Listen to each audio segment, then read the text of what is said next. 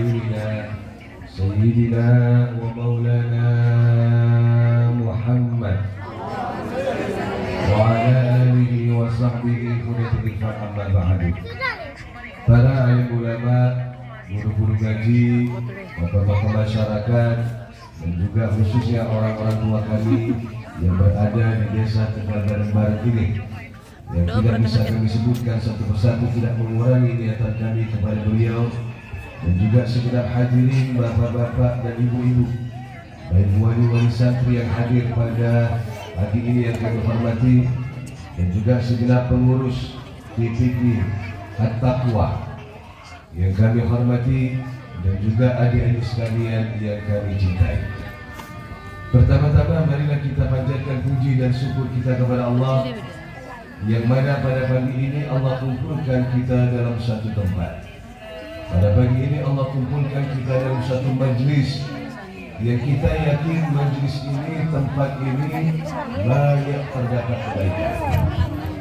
Dengan harapan mudah-mudahan tidak bangun keluar dari tempat ini, harapan kita mudah-mudahan dosa-dosa kita diampuni dengan Allah Subhanahu wa taala. Amin Allahumma. Yang kedua kali salawat dan salam semoga juga Allah tetap mencurahkan junjungan Nabi Nabi besar Muhammad sallallahu alaihi wasallam beserta keluarga, sahabat dan umatnya hingga yaumul kiamat. Yang ketiga kali Al-Fakir, mohon maaf barangkali juga kondisi kami kurang fit, dan juga saya tahu wajah-wajah ibu-ibu dan bapak-bapak ya, ini wajah-wajah sudah kelelahan semua, kepanasan ya, tapi tidak lama-lama mulai sini kita akan disampaikan ini bermanfaat khususnya bagi diri kami pribadi.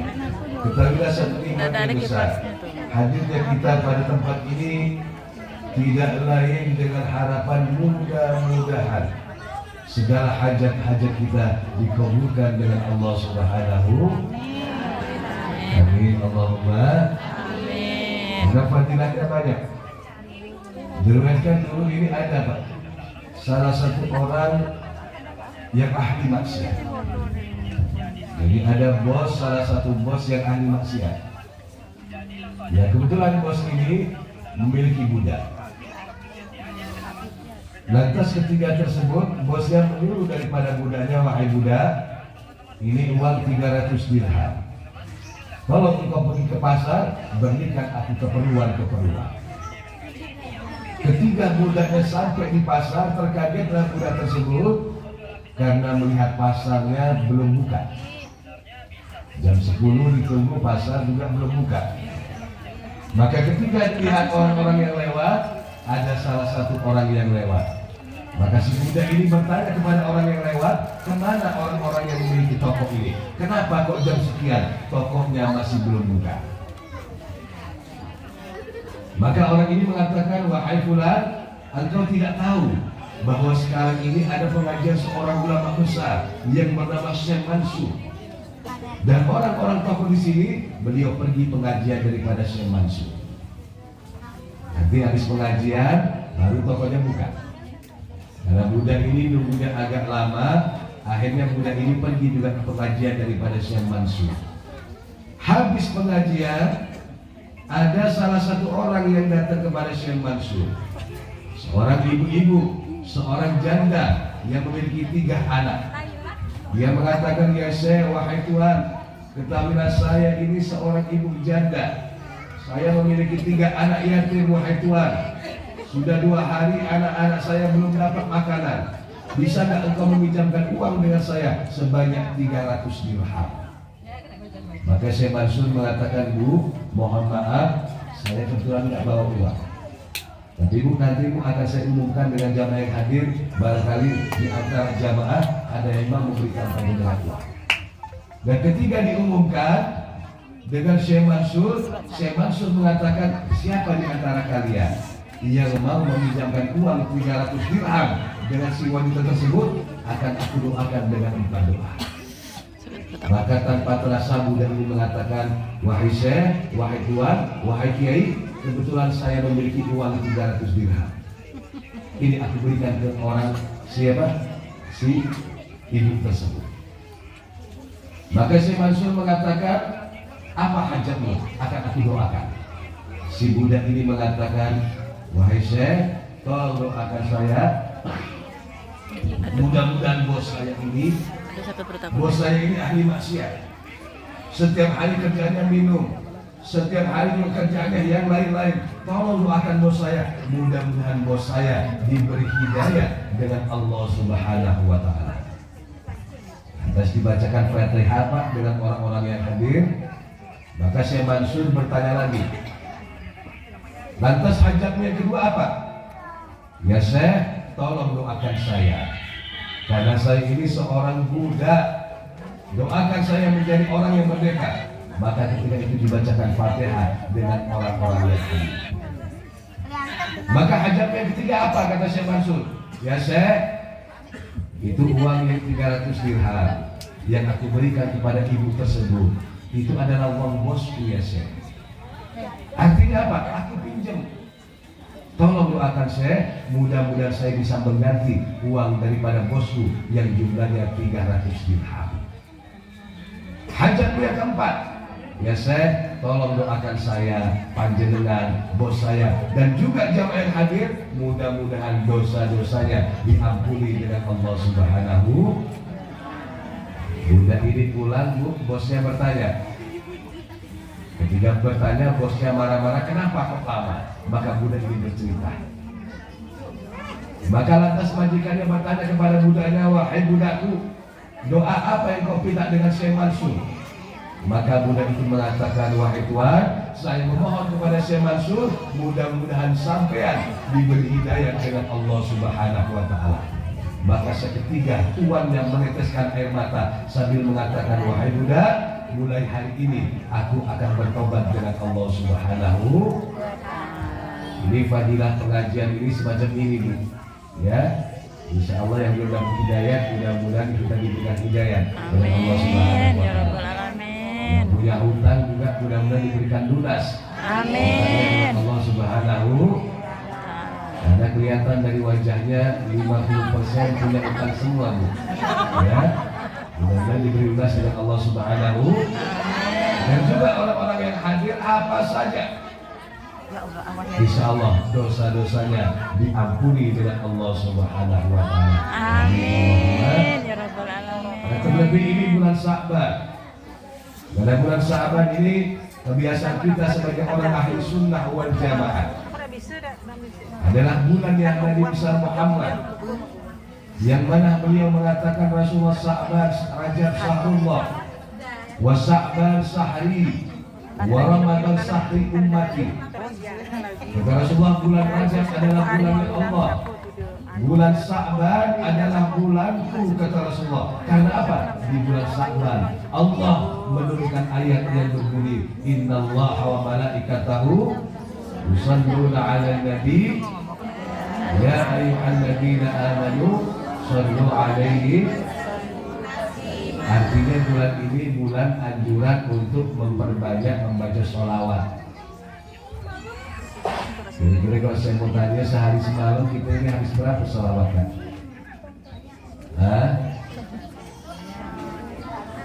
Bulan Sya'ban bulan anjuran untuk bersolat, memperbanyak membaca sholawat. Bulan Sya'ban adalah bulan untuk menyambung tali silaturahmi. Bulan Sya'ban adalah bulan anjuran untuk berziarah ke makam ahli kubur. Orang-orang tua dulu, mohon maaf, abah itu kalau setiap bulan Sya'ban saya selalu diajak ke Jawa. Kadang-kadang ziarah ke makom-makom para wali-wali Allah Subhanahu. Atau orang dulu ngajarin anak semacam ini kan. Kalau sekarang beda. Kadang-kadang acara ninjo haji, anaknya diajak ke Tulaki.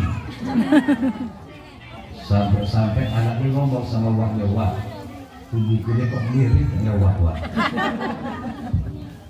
Orang dulu ketika beliau mengadakan safari iman, dia mengajak anaknya selalu untuk mendekatkan diri kepada Allah. Makanya dulu itu ada seorang ulama besar yang bernama Habib Abu Bakar bin Salim. Saya mohon maaf, izin dengan yang tua-tua saya duduk di kursi karena kondisi kurang kuat.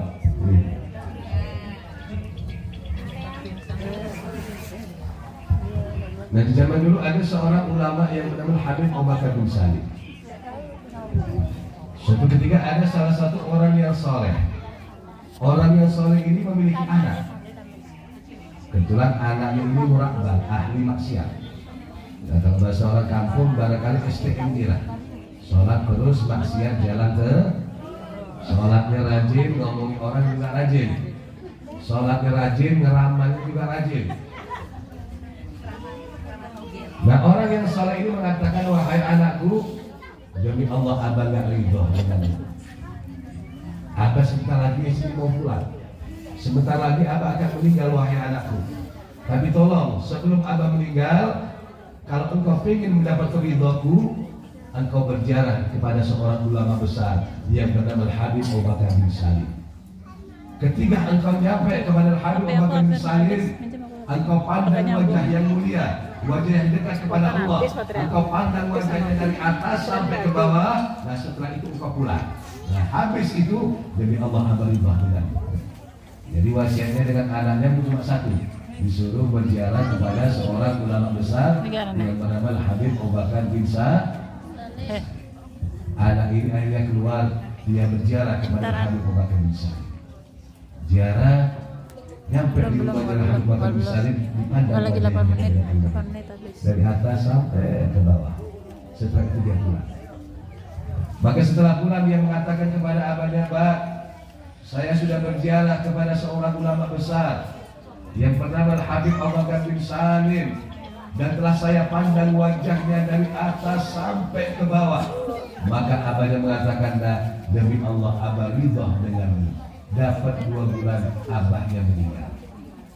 Ketika abahnya meninggal, anak ini tetap melakukan maksiat terus bertahun-tahun.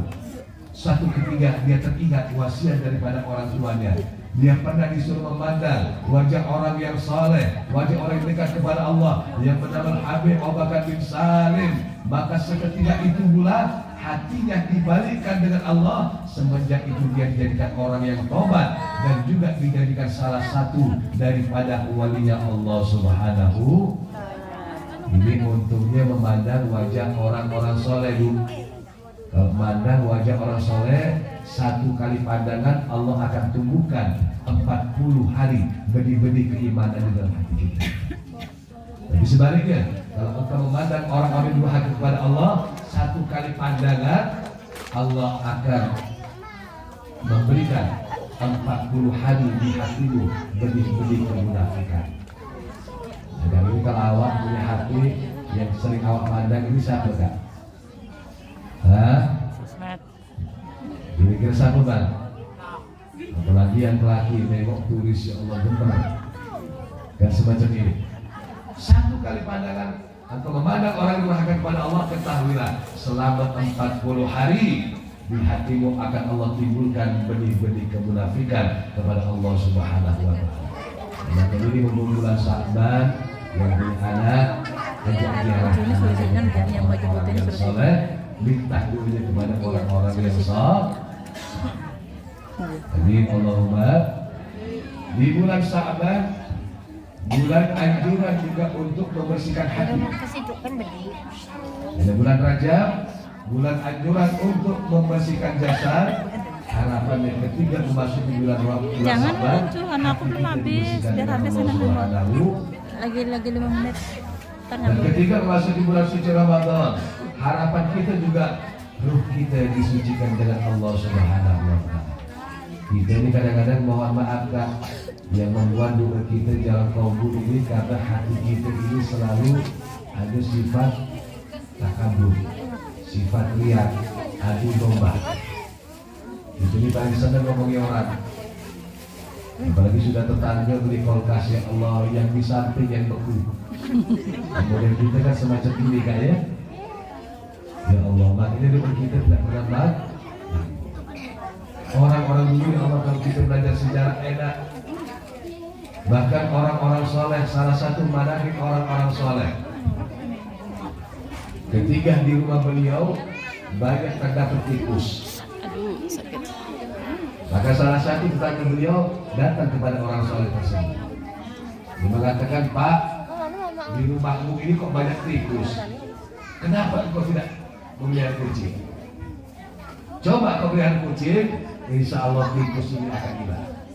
Maka aku jawab orang yang soleh tersebut, aku takut ketika aku memelihara kucing, tikusnya akan pindah di tetangga sebelah.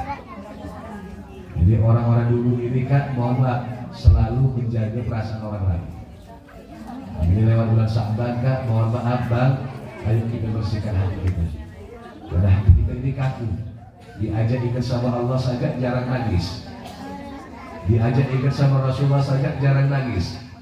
Bahkan mohon maaf bisa dikatakan kita ini nangis itu barangkali hanya setahun sekali. Ketika dikabarkan berita tentang Rasulullah kita jarang nangis. Ketika juga diajak berselawat kepada Rasulullah kita juga jarang semangat. Padahal kalau anda tahu bagaimana yang Nabi kita Muhammad luar biasa cintanya dengan umatnya. Bukan cuma umat Tegal Banten Barat, tapi siapapun umat beliau dicintai dengan Nabi besar Muhammad SAW. Bahkan dalam sebuah riwayat dijelaskan ketika di bulan Sya'ban, ketika Jibril alaihissalam dan para malaikat ketakutan karena ketika itu Allah sedang mengobarkan bara api neraka. Maka ketika itu para malaikat ketakutan luar biasa. Lantas Jibril alaihissalam tahu bahwa kemarahan Allah ini akan sirna apabila